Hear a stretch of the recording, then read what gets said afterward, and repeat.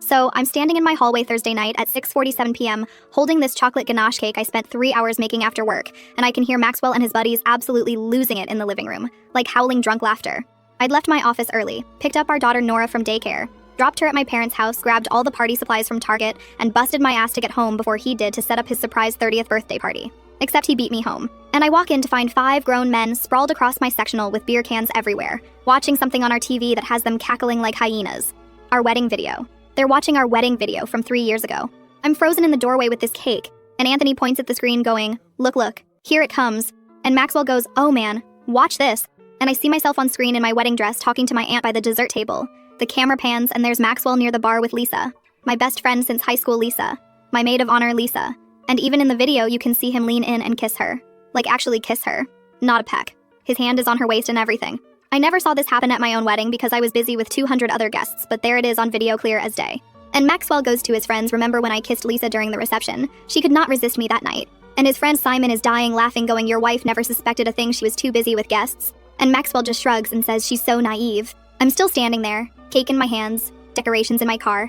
My phone is in my back pocket and I pull it out so carefully and start recording, because what the actual hell is happening right now? Then Maxwell takes another sip of his beer and says, been secretly meeting her for 2 years now. His boys are high-fiving him. Anthony goes 2 years, man, that's impressive, and Maxwell goes, honestly, I only stay because her dad pays our mortgage and she does everything around the house like a maid anyway, so why would I leave? They all clinked their beers together. Clinked them. Like it was something to celebrate. I recorded a solid 2 minutes of this before my hands started shaking too much. They were ranking Lisa versus me, discussing how Lisa is more fun and doesn't nag about cleaning the garage or spending money, how I'm basically a live-in house manager who happens to share his bed sometimes. Maxwell said those exact words. Live-in house manager. I backed out of the hallway so quietly, put the cake on the kitchen counter, walked outside, sat in my car in my own driveway for like 20 minutes just breathing, because I needed to not go back in there and commit a felony. My dad has been paying our mortgage for 2 years since Maxwell's startup failed and he couldn't find work for 8 months. My dad who writes the check every single month because Maxwell promised he was getting back on his feet and just needed time. My dad who thinks Maxwell is a good husband because Maxwell plays the part so well at family dinners. I've been working full-time, doing everything at home, taking care of Nora who just turned 4, meal planning, all the invisible labor, and apparently also being the punchline of jokes with his disgusting friends while he sleep with my best friend. 2 years. 2 years he's been meeting up with Lisa. I did the math sitting in that car. That means it started when I was pregnant. When I had hyperemesis gravidarum and couldn't keep food down for months, and Maxwell would say he was going to the gym or meeting his buddy Francis for drinks. When I was so sick, I couldn't get off the couch and he'd come home at 10 p.m. smelling like perfume, and I actually believed him when he said Francis's girlfriend wore too much perfume, and it got on him when she hugged him goodbye. I called my sister Alicia from the car. Didn't even say hello, just started ranting, and she goes, what? And I'm like, yeah, so I just found out Maxwell has been cheating with Lisa for 2 years by walking in on him watching our wedding video with his friends and bragging about it. Alicia goes, I'm coming over right now, and I'm like, no, because he doesn't know I know yet, and I need to figure this out. She convinced me to send her the video recording first. Smart. I sent it to her phone and then texted it to myself from 3 different numbers just to be absolutely sure I had backups everywhere. Then I went back inside. They were still watching the wedding video. Now they were on the part where Maxwell and I are doing our first dance, and Simon goes, dude, you're literally dancing with your wife while thinking about her best friend, and Maxwell goes, makes it hotter, honestly. I walked right past the living room into our bedroom, closed the door, opened his side of the closet, started pulling clothes off hangers and shoving them into garbage bags, the big black hefty ones, grabbed his shoes, his workout stuff, all his stupid graphic tees he thinks are vintage but just make him look like he shops at a middle school.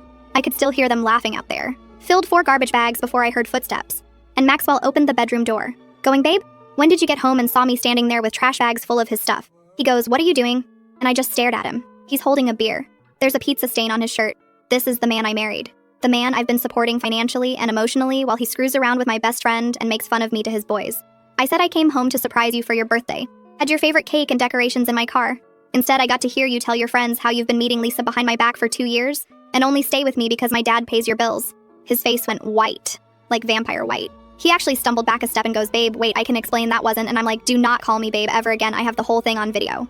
That's when he switched tactics. Started saying it was just guy talk, locker room stuff. He was exaggerating to sound cool in front of his friends. I said, so you weren't kissing Lisa at our wedding reception. He goes, that was nothing, just a drunk mistake 3 years ago, that's it. So I pulled out my phone and played the video back. Him saying he's been meeting her for 2 years, him saying I'm naive, him saying my dad pays our mortgage like it's a punchline. He tried to grab my phone and I yanked it back so hard I almost dropped it. Told him if he touched me or my phone, I would call the cops right now and have him removed. He backed off but started going into this whole speech about how marriage is hard and he made mistakes, but we can work through this. What about Nora? What about our family? He loves me and we can fix this. I asked him point blank how many times he's been with Lisa in the past 2 years. He wouldn't answer, just kept saying it doesn't matter, and we should focus on moving forward. I asked where they meet up. He said that's not important. I asked if it was happening in our house when I was at work, and he goes, no, never here. I would never disrespect you like that. Like, that's where he draws the line on disrespect. His friends were still in the living room. I could hear them being suspiciously quiet now, which means they definitely heard us fighting. Maxwell kept trying to touch my arm, and I kept stepping away, and finally he goes, can we at least talk about this privately without everyone here? And I said, your friends can leave, but you're not staying in this house tonight. He actually laughed, said this is my house too, and I can't just kick him out. I reminded him, my dad pays the mortgage, which means my dad is on the lease, and I'm calling him right now to let him know his son-in-law has been committing fraud by accepting mortgage money under false pretenses while cheating on his daughter. That shut him up real fast. I walked past him back to the living room where Anthony and Simon and the other guys were suddenly very interested in their phones. Told them all to get out of my house. They scattered like roaches. Just grabbed their stuff and ran. Anthony tried to say something to Maxwell on his way out, and I snapped at him to save it. Once they were gone, Maxwell started up again with the whole, we need to talk about this rationally speech, and I cut him off. Said he has two options. Option 1 is he packs a bag and leaves tonight and we handle this through lawyers. Option 2 is I call my dad right now, call Lisa's fiance Beau right now. Because yeah, she's engaged to someone else, and I post the video on Facebook tagging every single person we know. His eyes got so big when I mentioned Beau, he goes, you can't do that, and I'm like, watch me. I had my phone out already pulling up Facebook. That's when he switched to begging, full on begging, saying he'll do anything, he'll cut off Lisa completely, he'll go to counseling, he'll prove he can change. He got down on his knees in our living room and grabbed my hands, and I ripped them away so hard. Told him I want him out of this house in 1 hour. Pack whatever he needs for the next few days because he's not coming back. He can stay with Anthony or Simon or literally anyone else, but not here.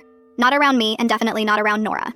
He kept trying to negotiate, saying he has nowhere to go, asking if he can at least sleep on the couch, promising he won't bother me. I said an hour and walked back to the bedroom to keep packing his stuff. He followed me, stood in the doorway going, please just let me explain everything, and I whipped around and screamed at him that there is no explanation that makes this okay, that I don't care why he did it or how it started or what his excuse is. That he spent 2 years lying to my face, sleeping next to me at night, playing happy family with our daughter, eating meals I cooked, living in a house my father pays for, all while screwing around with my best friend who I trusted. He tried to say Lisa seduced him, that she came onto him and he was weak. I literally laughed in his face, told him he's a grown man who made choices and he can own those choices like an adult instead of blaming everyone else. Then my phone rang. Maxwell's mom, Juliana.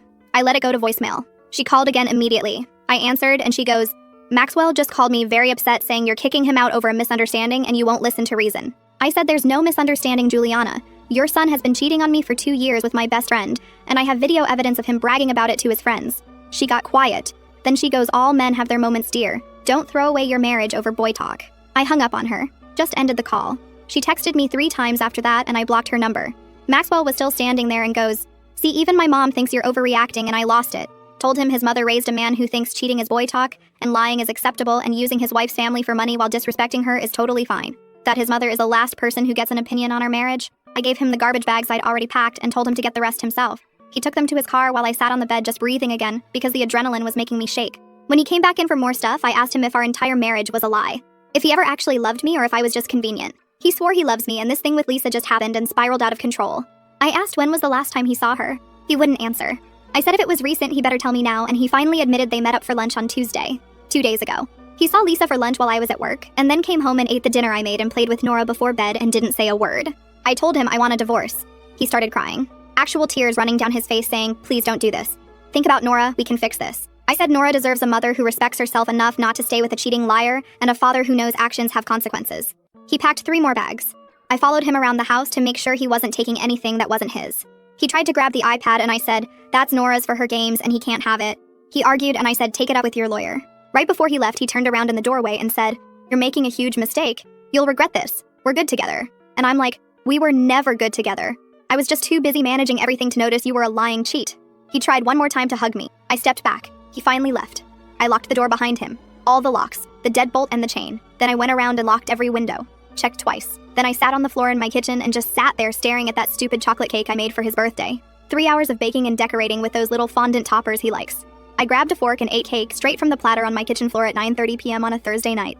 My phone has been blowing up.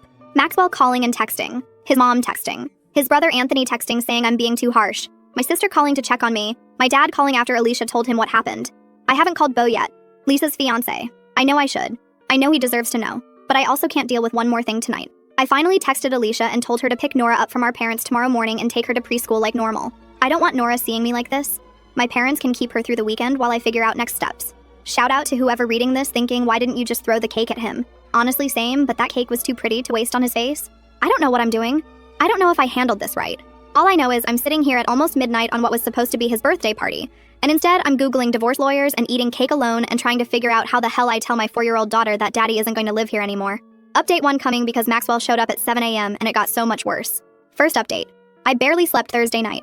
Kept checking my phone every 20 minutes because Maxwell was texting me nonstop. Stuff like, we need to talk, please don't do this, and I love you, and this is fixable.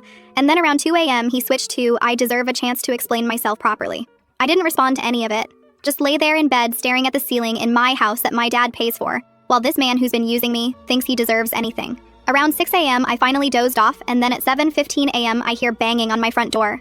Aggressive banging. I grabbed my phone and went to the living room, and there's Maxwell outside in the same clothes from yesterday, absolutely pounding on the door yelling, "Open up, we need to talk." My neighbor Lillian across the street was getting her newspaper and just staring. Another neighbor was walking his dog and stopped to watch.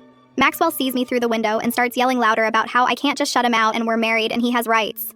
I opened the door but kept the chain lock on and told him he needs to leave right now or I'm calling the police. He's like, I just want to talk like adults, and I'm like, adults don't cheat on their wives for 2 years and then show up screaming on their doorstep at 7 a.m. when the whole neighborhood can hear. He tried to shove his foot in the door gap. Shove his foot.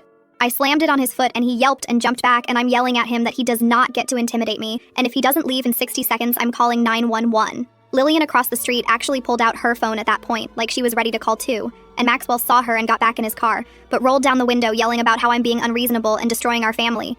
I went back inside shaking, not from fear, from rage. The audacity of this man to show up making a scene after everything he did. I called my dad, told him what happened. My dad, who is the calmest person alive, was fuming. He said he's coming over right now and we're changing the locks today, and Maxwell is not getting a key. Then he said he's also calling the mortgage company to make sure Maxwell's name gets taken off everything since he's been paying it. My dad showed up an hour later with my mom and Alicia.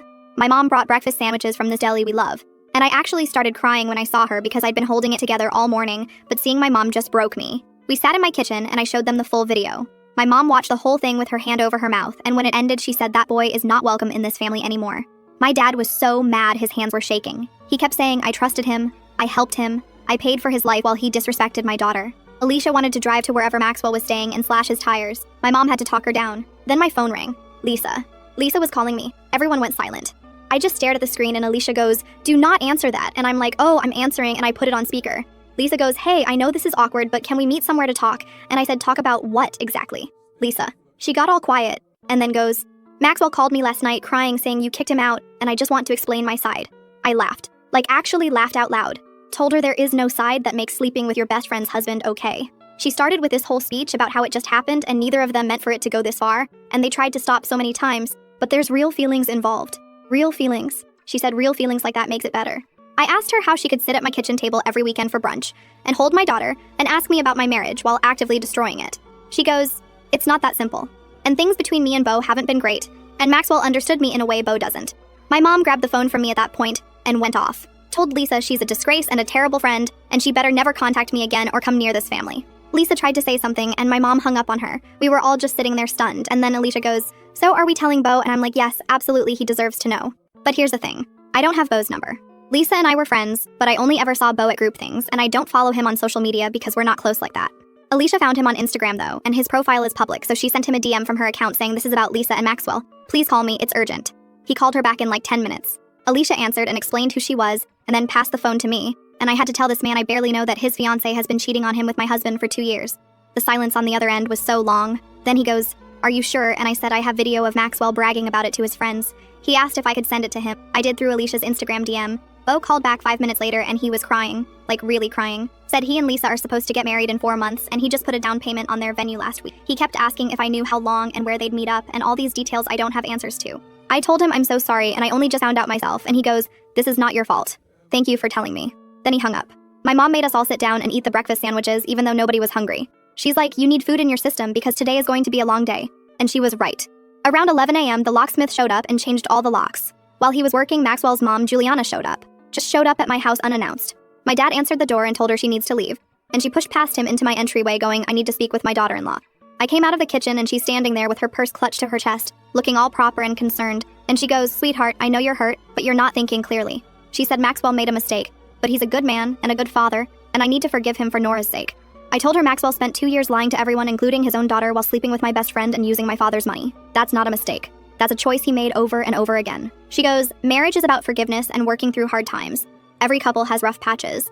I asked her if she'd stay with her husband if he cheated on her for 2 years, and she got all huffy saying that's different and not the point. My mom came out then and told Juliana she needs to leave my house immediately. They actually got into it right there in my entryway. Juliana saying my mom raised me to give up too easily on my marriage, and my mom saying she raised me to have self-respect and not tolerate being treated like garbage. The locksmith was just standing there with his drill looking uncomfortable as hell. My dad finally got between them and physically escorted Juliana to the door. She turned around and said, "You're going to regret this when Nora grows up without her father," and I lost it. Screamed at her that Maxwell can be a father to Nora without living here and lying to me, and that maybe if she'd raised him better he'd know how to be a decent human being. She left. My dad locked the new lock behind her. I spent the rest of Friday morning calling divorce lawyers. Found one who can meet with me Monday morning. My dad's paying for it because I cannot afford a divorce lawyer on my salary right now, and Maxwell sure as hell isn't going to pay for his own divorce. Around 2 p.m. I had to go pick up Nora from my parents' house where Alicia had dropped her after preschool. I was dreading it because how do you tell your 4-year-old that everything is changing? But Nora was in a good mood playing with her toys, and she asked where Daddy was, and I just said Daddy is staying somewhere else for a little while. She asked why, and I said Mommy and Daddy need some space right now, but we both love her so much. She seemed okay with that and went back to playing. Kids are resilient, but also I know this is going to get harder.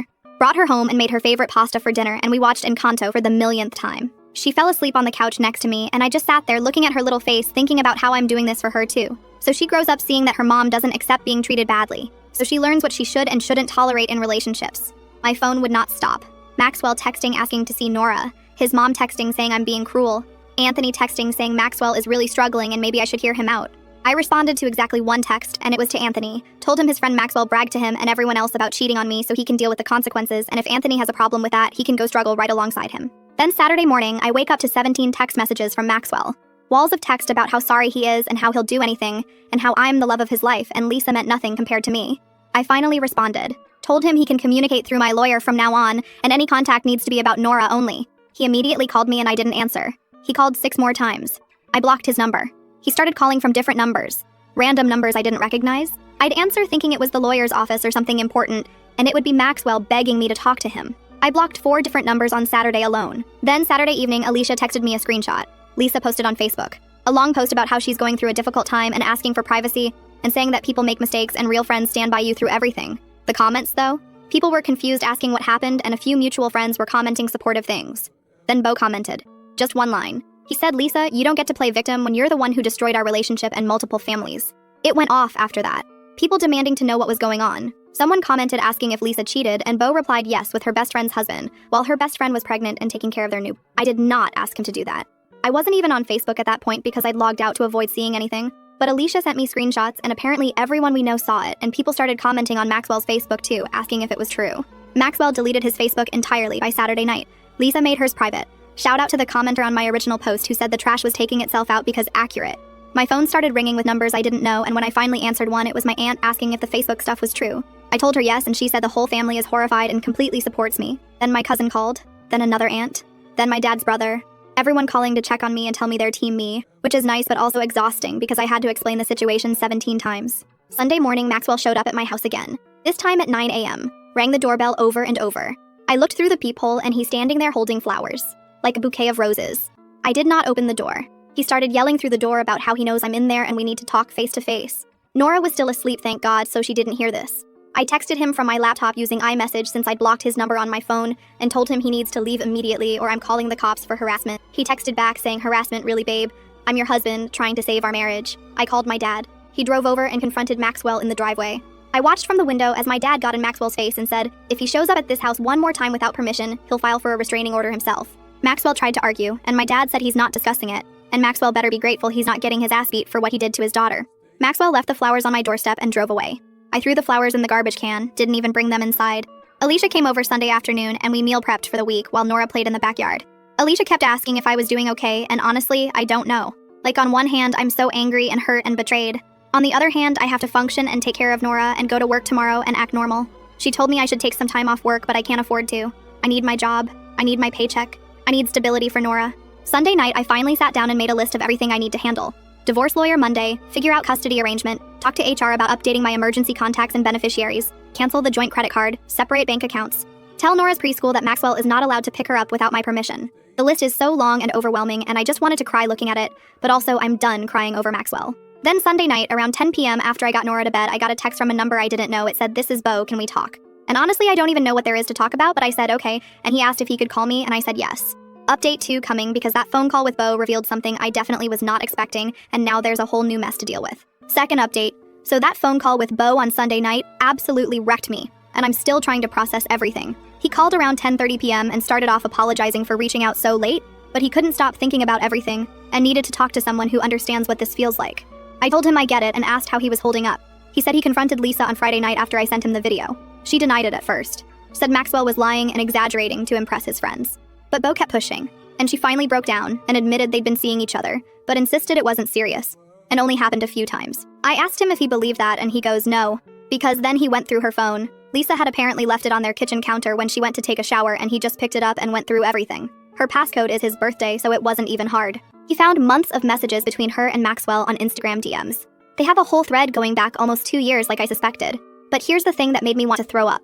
They weren't just meeting up for hookups. They were talking about being together for real. About leaving us and starting over together. Beau read me some of the messages and I had to put him on speaker because my hands were shaking. Maxwell telling Lisa he thinks about her constantly and wishes he could wake up next to her every morning. Lisa saying she feels more herself with Maxwell than she ever has with Beau. Them discussing how they'd handle custody of Nora and what their life would look like together. They were planning a future. While I was making Maxwell's breakfast and doing his laundry and raising our daughter, and he was texting another woman about leaving me. Beau said there were messages from when I was pregnant with Nora. Lisa telling Maxwell she was jealous watching him play Happy Family. Maxwell saying he wished it was Lisa he was having a baby with instead. My vision literally went blurry when Beau told me that. Then Beau said something that made everything so much worse. He asked me if I knew about the Instagram account Maxwell made under a fake name just to message Lisa without anyone seeing. I had no idea what he was talking about, and Beau sent me screenshots through Instagram DM. Maxwell made a whole fake account with a random guy's photos as the profile picture and a generic name like James Peterson or something. That's how they communicated most of the time, so if anyone saw their phones, it wouldn't look suspicious. Beau only found it because Lisa had it saved in her close friends list or something technical I don't fully understand.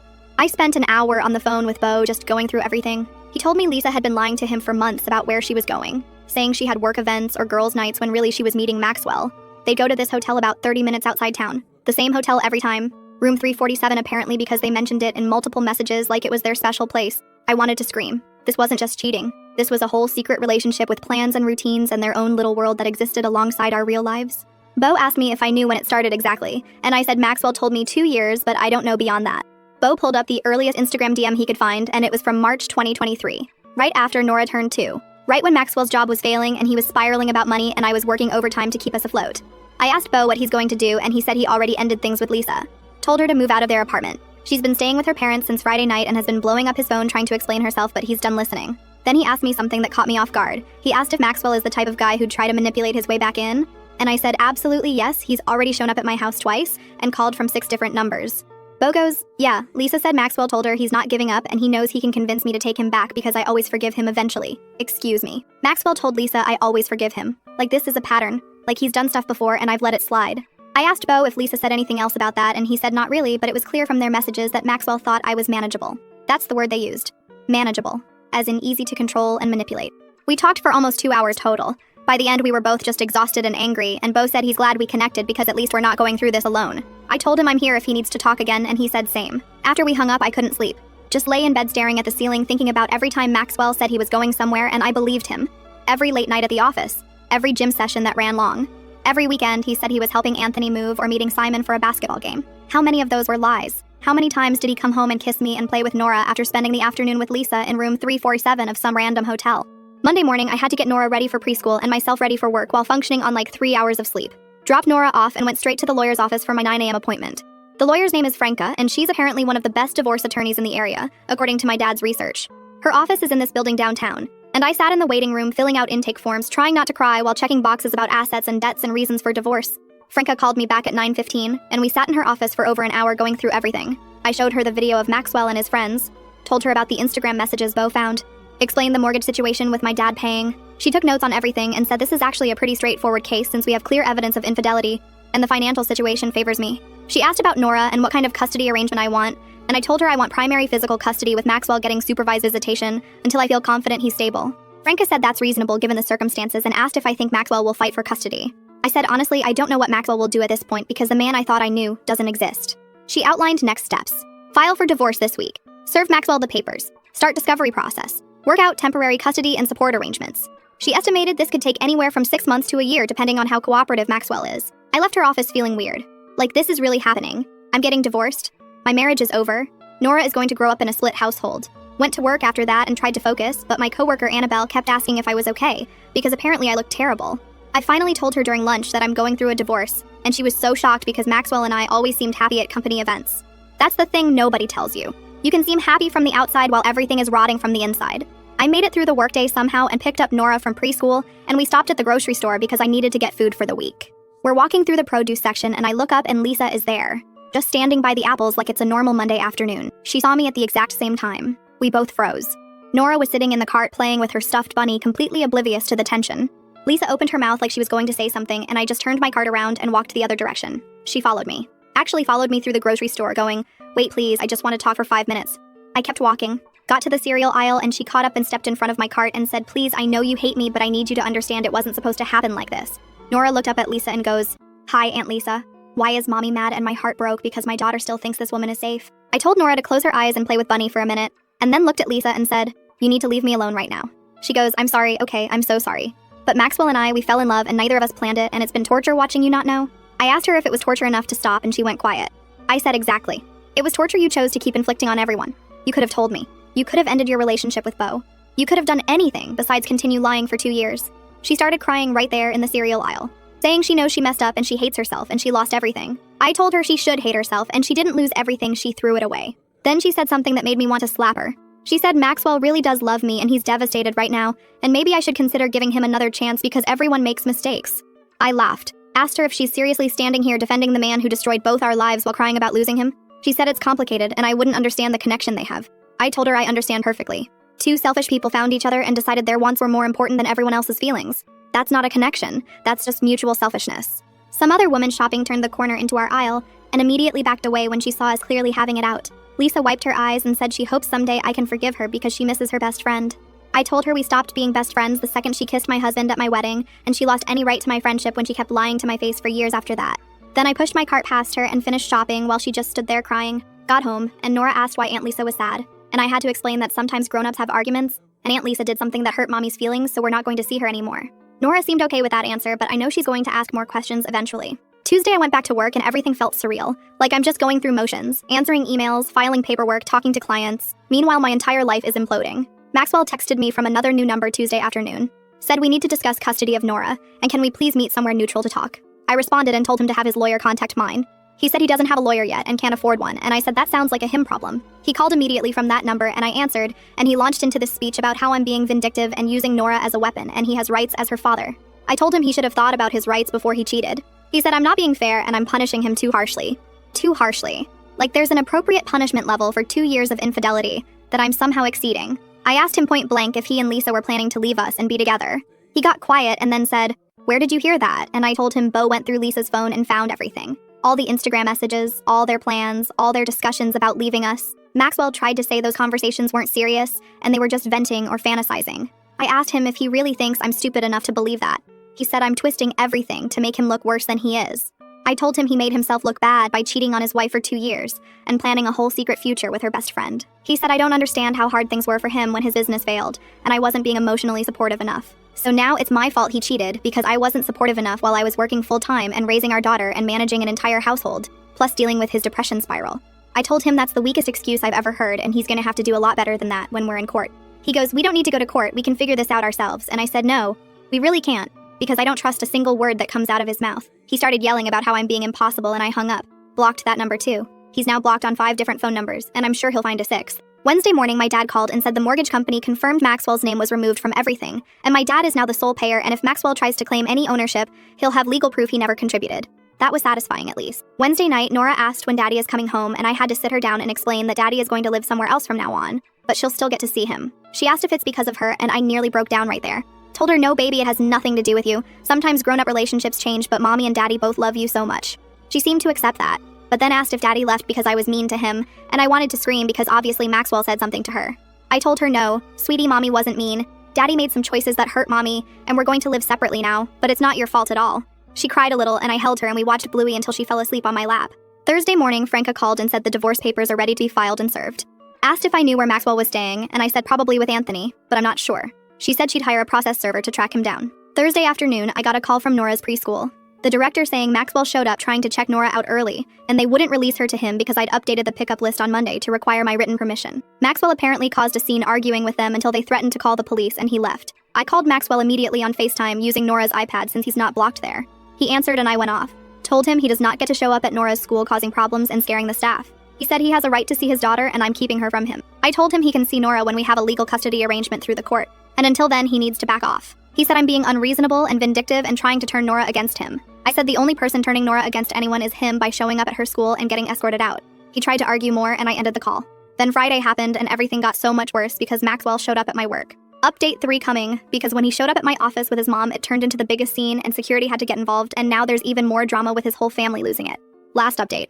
Okay, so Friday afternoon, I'm at my desk doing billing for a client case, and my coworker Annabelle comes speed walking over, looking panicked, going, "There's a man in the lobby demanding to see you, and he has an older woman with him, and they won't leave." I knew immediately it was Maxwell.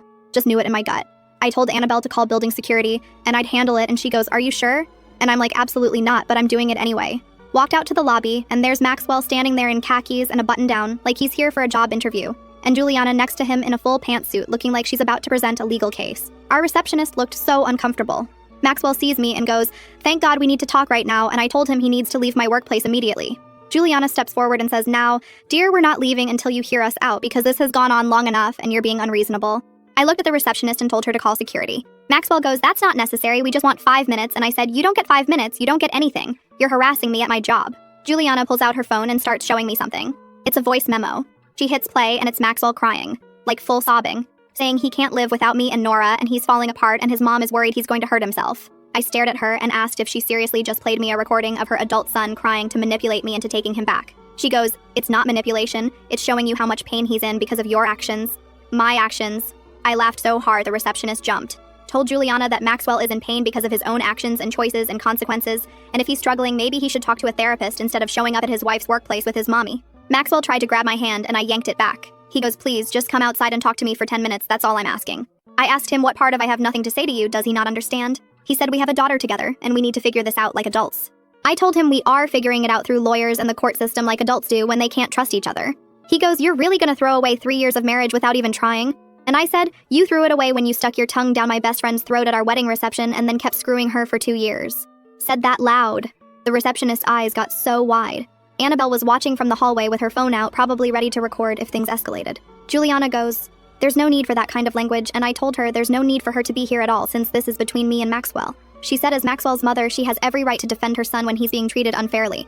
Security showed up then. 2 guys in uniforms asking if there's a problem, and I said yes, these people need to leave the building, they're harassing me. Maxwell tried to argue with security saying he's my husband and he's allowed to talk to me, and security said, "Not on private property when she's asking you to leave." Juliana started going off about how this is ridiculous and she's never seen someone act so cold toward their own husband. Maxwell is trying to talk over her to security, explaining that we're going through a rough patch but we're working it out. I told security, we are not working it out. I have a restraining order pending and these people are violating my space. That was a lie, I don't actually have a restraining order yet, but it got security to take it seriously. They told Maxwell and Juliana they have to leave now or they'll call the police. Maxwell looked at me with these pathetic puppy dog eyes and said, "I love you, please don't do this." I said if he loved me, he wouldn't have cheated on me for 2 years and humiliated me in front of his friends and used my family's money while planning a future with someone else. Juliana goes, "He made a mistake," and I said a mistake is forgetting to buy milk. A mistake is not a 2-year affair with coordinated Instagram accounts and hotel rooms. Security literally had to escort them out. Maxwell was still trying to talk to me over his shoulder while being walked to the exit. Juliana was threatening to call someone I don't even know who. My boss came out of his office after they left and asked if I was okay and if I needed to take the rest of the day off. I told him I'm fine and I'm sorry for the disruption, and he said it's not my fault. And if those people show up again, I should call the police immediately, not wait for security. Sat back down at my desk shaking. Not from fear, from rage. The absolute audacity of Maxwell to show up at my workplace with his mother like they're staging an intervention. Like I'm the problem that needs to be fixed. Got through the rest of the workday somehow. Picked up Nora from my parents' house where she'd been staying after preschool and drove home.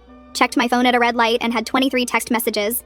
Maxwell from 2 different new numbers. Juliana, Anthony, Maxwell's aunt who I've met like twice.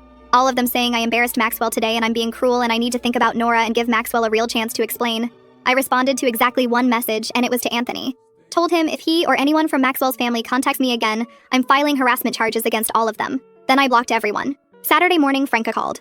The divorce papers were served Friday afternoon at Anthony's apartment where Maxwell has apparently been staying. Maxwell has 30 days to respond and then we move forward with proceedings. She asked about the workplace incident and I told her everything. She said that's actually helpful for our case, shows a pattern of harassment and disregard for boundaries. I asked Franca about custody, and she said based on everything Maxwell's behavior, the school incident, the workplace harassment, we have a strong case for primary physical custody with supervised visitation. She said we'd push for a parenting coordinator to oversee exchanges so I don't have to deal with Maxwell directly. That made me feel better. The thought of having to see Maxwell every week for custody swaps was making me sick. Saturday afternoon, my dad came over with my mom and Alicia, and we all sat in my backyard while Nora played on her swing set. My dad said he talked to his lawyer about the mortgage situation, and if Maxwell tries to claim any interest in the house, we have documentation proving he never paid a single dollar toward it. My mom asked how I'm really doing, and I told her honestly, I'm angry and hurt, but also relieved. Like I didn't realize how much stress I was carrying trying to manage Maxwell's moods and keep him happy while doing everything else. Now that he's gone, the house feels lighter even with all the chaos. Alicia said she's proud of me for not backing down, that a lot of women would have caved by now with all the pressure and showing up and family involvement. I told her I'm not caving because the second I do, Maxwell will know he can manipulate me forever, and I'm done being manageable. Sunday, Nora asked when she's going to see Daddy again, and I told her soon we're working out a schedule. She asked if Daddy did something bad, and I said Daddy made some choices that hurt Mommy, and we can't live together anymore. But Daddy still loves her very much. She accepted that and went back to playing with her dolls. Monday morning, Franca called with an update. Maxwell hired a lawyer finally. Some guy who apparently isn't great, but was cheap and willing to take payments. His lawyer already reached out asking if we'd be willing to do mediation instead of going to court. And Franca asked what I wanted to do. I thought about it and told her I want to go to court. I want a judge to see the evidence and make decisions because I don't trust Maxwell to honor any agreement we make privately. Franca said that's probably smart given everything. Tuesday evening, I was giving Nora a bath when my phone rang from a number I didn't recognize. Usually I don't answer those anymore, but something made me pick up and it was Beau. He asked if I had time to talk and I said sure, give me a few minutes. Got Nora out of the bath and settled with a show and called him back. He said Lisa moved out of her parents' house and into an apartment downtown and she's been trying to contact him constantly. He's blocked her everywhere, but she keeps finding ways to reach out through mutual friends. I asked how he's holding up and he said some days are okay and some days he's so angry he can barely function. I told him I get that completely. He said the wedding venue won't refund their deposit because the cancellation was within 4 months and he's out $5,000 because Lisa couldn't keep her legs closed. We talked for almost an hour just venting about everything. At one point, Beau said, you know what's crazy is they probably still think they're going to end up together. That once the dust settles, we'll both move on and they can just start their relationship openly. I said over my dead body, will I ever be okay with Maxwell and Lisa being together? Beau said same, he'll never accept them as a couple. I told him Maxwell can do whatever he wants once we're divorced. But if he thinks I'm going to co-parent nicely with him and his mistress, he's delusional. Wednesday morning, I had to go into Nora's preschool for a parent conference about her behavior. Her teacher said Nora has been acting out lately, getting upset easily and refusing to share with other kids. I explained that we're going through a separation and things are chaotic at home, and the teacher was understanding but said we might want to consider some play therapy for Nora to process her feeling. Thursday, I got a call from Franca saying Maxwell's lawyer filed a motion for temporary custody pending the divorce. Maxwell is asking for 50-50 physical custody, and for me to pay him child support since I make more money. I laughed. Actually laughed on the phone with my lawyer. Asked her if he's serious and she said, unfortunately, yes. She said we'll fight it. And with the documentation we have about his behavior, there's no way a judge grants that. But it shows Maxwell's mindset right now. He really thinks he can cheat on me for 2 years, humiliate me, use my family's money, harass me at work and at Nora's school, and then demand 50-50 custody and money from me. The delusion. Friday morning, 3 weeks after this nightmare started, I dropped Nora off at my parents' house and met Franca at the courthouse for our first hearing. It was just a temporary orders hearing to establish custody and support until the divorce is final. Maxwell was there with his lawyer looking miserable. We had to sit on opposite sides of the courtroom and he kept trying to make eye contact with me, and I just stared straight ahead. His mom was in the back row glaring at me the entire time. The judge reviewed both our motions and asked Maxwell's lawyer why his client thinks he deserves 50-50 custody when he has an unstable living situation, no fixed income, and a documented history of showing up at the child's school without permission. Maxwell's lawyer tried to argue that Maxwell is a devoted father who's being kept from his daughter by a vindictive spouse. Franca stood up and calmly presented the video evidence. The judge watched it right there in court with the sound on, and I watched Maxwell's face turn red as his own voice echoed through the courtroom talking about how he only stays for the mortgage and free housekeeping. The judge was not happy. Asked Maxwell's lawyer if his client would like to explain himself, and Maxwell stood up and tried to say it was taken out of context, and he was drunk and exaggerating. The judge said drunk or not, those are serious statements that call into question his judgment and character. Then Franca presented evidence of Maxwell showing up at my workplace with his mother after being asked repeatedly to stop contact. The school incident. The multiple phone numbers after being blocked. The judge looked more annoyed with every piece of evidence. The judge ruled that I get primary physical custody immediately. Maxwell gets supervised visitation every other Saturday for 4 hours at a family visitation center with a court-appointed supervisor present. He has to complete a co-parenting class before that supervision can be lifted. He has to pay me child support based on his earning potential, not his current unemployment. And he's ordered to stay away from my home and workplace or face contempt charges. Maxwell looked like he'd been slapped. His lawyer tried to argue and the judge shut him down, saying these are temporary orders, and if Maxwell can demonstrate stability and appropriate behavior, we'll revisit in 3 months. We left the courthouse and Maxwell tried to approach me in the parking lot. I pulled out my phone and started recording and said loudly, "You are violating the judge's order from 5 minutes ago by approaching me right now." He backed off immediately, called my dad from the car and told him, and he started crying. Happy tears. Said he's so proud of me and he's sorry Maxwell turned out to be such a disappointment, but he's glad I'm protecting myself and Nora. Picked up Nora that afternoon and we went to the park, just the two of us. Watched her play on the swings and thought about how different our lives are going to be now. It's going to be hard, single parenting while working full-time, dealing with Maxwell's supervised visits, eventually co-parenting if he gets his act together. But we're going to be okay. Better than okay. We're going to be free from his manipulation and lies and using us. I'm done being the woman who does everything and asks for nothing. Done being manageable. Done accepting crumbs and calling it love. To everyone who commented saying I deserve better, thank you. You were right. To everyone who said Maxwell will try to manipulate his way back in, you were also right, but at least I was ready for it. To the person who said the trash took itself out, literally the most accurate thing ever said. I'm 32 years old with a 4-year-old daughter and a divorce in progress, and you know what? I've never felt more powerful in my entire life. Because I chose me. I chose self-respect. I chose to protect my daughter from learning that it's okay to stay with someone who treats you like garbage. And that chocolate cake I made for his birthday? I ate the whole thing over the course of that first weekend, and it was delicious.